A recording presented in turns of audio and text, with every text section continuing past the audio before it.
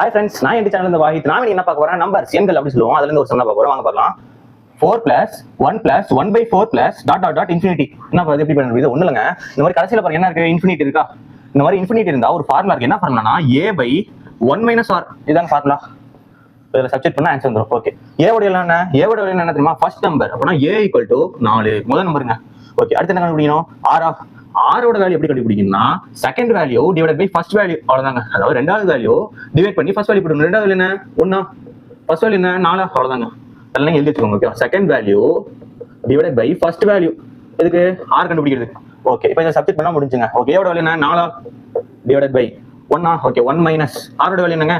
1/4. 1/4. இப்போ இது கிராஸ் பண்ணா ஆன்சருங்க. ஓகே, 4 அப்படியே வச்சுக்கலாம். ஓகே, இது வந்து மாத்தணுமா? ஓகே, இந்த என்ன பண்ணலாம்? 4ல 1 போச்சுன்னா 3. அப்புறம் 3/4. ஓகேங்க, அடுத்து என்ன பண்ணலாம்? 4 அப்படியே வச்சுக்கலாம். ஓகே, இங்க டிவைட்ல இருக்கு. அப்படியே மல்டிப்ளை ஆயிருமா? இங்க 3/4 இருக்கு. மேல பார்த்தா 4/3 மாறிடும். அப்படி மாறிடுமா? ஓகே, அப்புறம் 4/3. ஓகே, இப்போ மல்டிப்ளை பண்ணா ஆன்சருங்க. 4 எவ்வளோ? 4 4 16ங்க. அப்புறம் 16/3. அப்போ இதோட வேல்யூ என்னன்னா 16/3. அவ்வளவுதாங்க. தேங்க்யூ.